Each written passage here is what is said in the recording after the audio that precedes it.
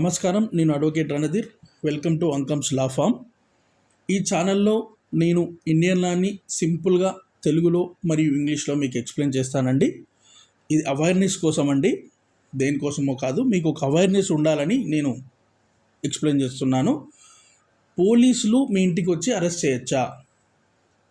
FIR లేకపోయినా arrest పాసిబులా? ఈ video చూడకుండా పోలీసుల ముందు నిలబడితే మీ ఫ్రీడమ్ రిస్క్లో పెట్టినట్టే అండి. నేను అడ్వకేట్గా చెప్తున్నాను, మీ రైట్స్ తెలుసుకుంటే ఆఫ్ ద ప్రాబ్లం అక్కడే సాల్వ్ అవుతుందండి. మనము ఈ వీడియోలో 3 ఇంపార్టెంట్ క్వశ్చన్స్ క్లియర్గా డిస్కస్ చేద్దామండి. ఆ క్వశ్చన్స్ ఏంటంటే, can police arrest at home? 1.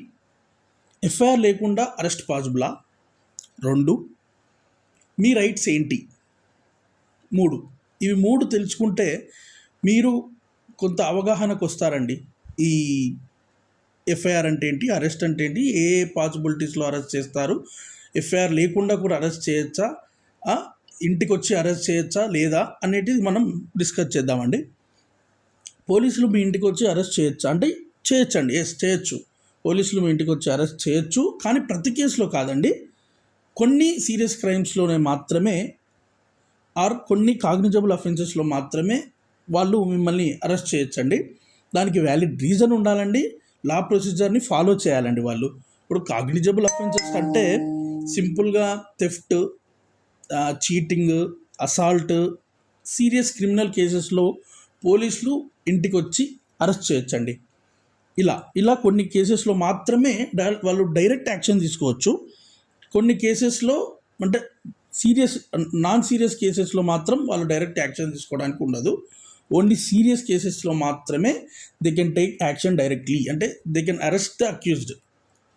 ఇక్కడ ఇంపార్టెంట్ రూల్ ఒకటి ఉందండి, జస్ట్ కంప్లైంట్తో కాదు, దానికి ఒక వ్యాలిడ్ రీజన్తో పాటు నెసెసిటీ కూడా ఉండాలండి. అట్లయితేనే అరెస్ట్ చేయొచ్చు. సుప్రీంకోర్టు ఏం చెప్పిందంటే అరెస్ట్ ఈజ్ నాట్ ఆటోమేటిక్ అండి. ఈ పాయింట్ గుర్తుపెట్టుకోండి. నెక్స్ట్ ఏంటంటే, ఎఫ్ఐఆర్ లేకపోయినా అరెస్ట్ పాసిబులా? ఎఫ్ఐఆర్ లేకపోయినా అరెస్ట్ ఈజ్ పాసిబులా? ఈ క్వశ్చన్కి స్ట్రైట్గా ఆన్సర్ చెప్తున్నానండి. ఎఫ్ఐఆర్ లేకుండా కూడా అరెస్ట్ పాసిబులే, కానీ కొన్ని సర్టన్ కండిషన్స్లో మాత్రమే ఇది పాసిబుల్. నేను ఇంతకుముందుకు చెప్పాను కదండి కాగ్నిజబుల్ అఫెన్సెస్ అని. ఇక్కడ నాన్ కాగ్నిజబుల్ అఫెన్సెస్ కూడా ఉంటాయండి. కాగ్నిజబుల్ అఫెన్సెస్ అంటే ఏం చెప్పాము మనం? సీరియస్ కండిషన్స్, సీరియస్ క్రైమ్స్ అని చెప్పాను. Police can take action directly.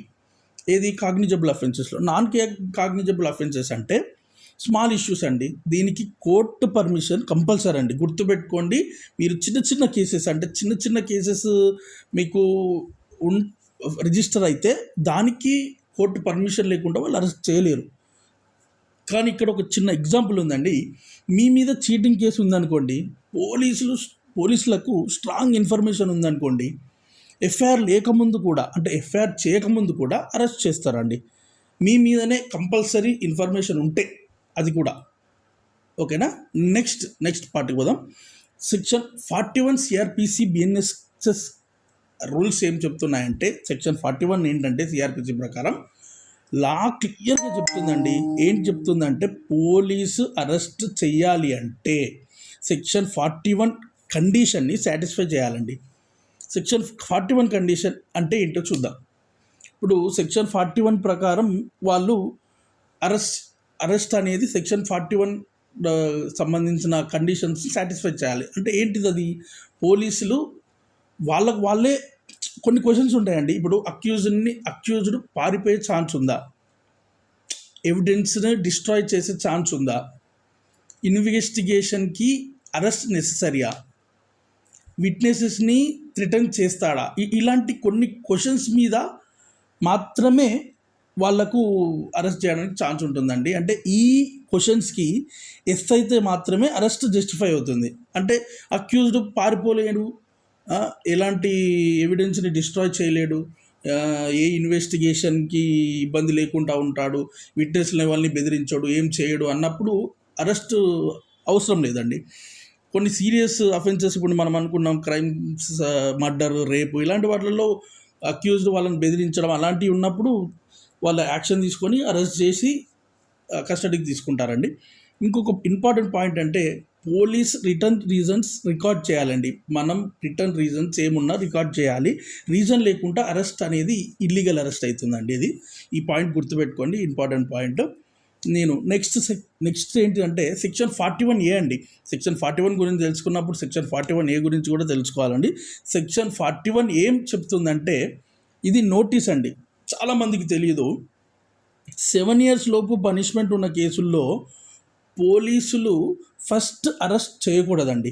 7 years లోపు పనిష్మెంట్ ఉన్నది అంటే అది నార్మల్ కేసు కిందకి వస్తుంది, నాన్ కాగ్నిజబుల్ కేసెస్. దానిలో ఆ కేసులలో ఫస్ట్ అరెస్ట్ చేయొద్దండి, ఫస్ట్ నోటీస్ ఇవ్వాలి. 7 years పనిష్మెంట్ లోపు ఉన్న కేసులలో కొన్ని కేసులు కాగ్నిజబుల్ కూడా ఉంటాయి, కానీ ఫస్ట్ నోటీస్ ఇవ్వాలి. నోటీస్ కానీ మెమో ఉంటుంది, అది ఇవ్వాలి. మీకు ఒక ఇంటిమేషన్ ఇవ్వాలండి. ఇవ్వకుండా అరెస్ట్ పాసిబుల్ కాదు. నోటీస్ 41A నోటీస్ అంటే ఏంటిదంటే అరెస్ట్ కాకుండా స్టేషన్కి రమ్మంటారు, క్వశ్చన్స్కి ఆన్సర్ చేయాలి, కోఆపరేట్ అయితే అరెస్ట్ చేయకూడదు. అంటే ఇప్పుడు వాళ్ళు అరెస్ట్ కాకుండా స్టేషన్కి రమ్మంటారండి, వెళ్ళాలి. వాళ్ళు అడిగిన క్వశ్చన్స్కి మనం ఆన్సర్ ఇస్తే వాళ్ళకి కోఆపరేట్ చేస్తే గిరెస్ట్ ఏముండదండి. అదండి. Next big mistake. మనం ఇప్పుడు people can do a big mistake. ఏంటంటే అండి, నోటీస్ని ఇగ్నోర్ చేస్తే పోలీస్కి అరెస్ట్ చేయడానికి ఫుల్ పవర్స్ వచ్చేస్తుందండి. గుర్తుపెట్టుకోండి, నోటీస్ని ఇగ్నోర్ చేయొద్దు. ఎప్పుడు గుర్తుపెట్టుకోండి, నోటీస్ని ఇగ్నోర్ చేస్తే పోలీసులు వాళ్లకు మనమే పవర్ ఇచ్చిన వాళ్ళం అవుతాము అరెస్ట్ చేయడానికి. ఓకేనా. నెక్స్ట్ పాయింట్, పోలీసులు ఇంటికి వచ్చినప్పుడు మీ రైట్స్ ఏంటి? పోలీసులు ఇంటికి వచ్చినప్పుడు ఫస్ట్ థింగ్, ప్యానిక్ అవ్వకండి. ప్యానిక్ అవ్వాల్సిన పని లేదండి. మనము అంతా ఒకటే, అందరం మనుషులమే. వాళ్ళకు భయపడాల్సిన పని లేదు.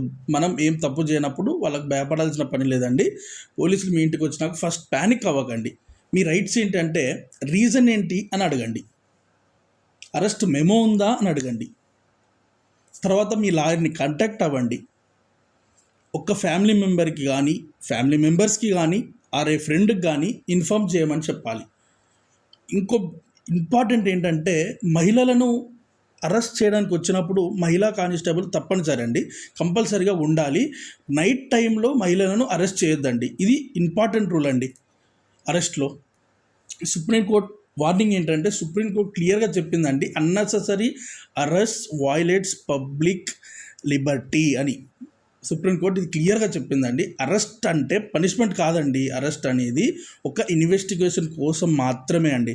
ఇది మన అవగాహనలో ఉంచుకోవాలండి. ఓకేనా. ఈ వీడియోలో మనం ఇది చెప్పుకుందాం. నెక్స్ట్ వీడియోలో ఇంకా మరిన్ని టాపిక్స్ చూద్దాము. ఈ వీడియో చూసిన తర్వాత మీరు పోలీస్ ముందు హెల్ప్లెస్ కాకుండా ఉండండి. మీ రైట్స్ తెలుసుకోండి. మీ ఫ్యామిలీకి ఈ వీడియో షేర్ చేయండి.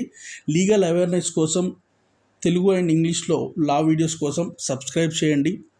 Thank you.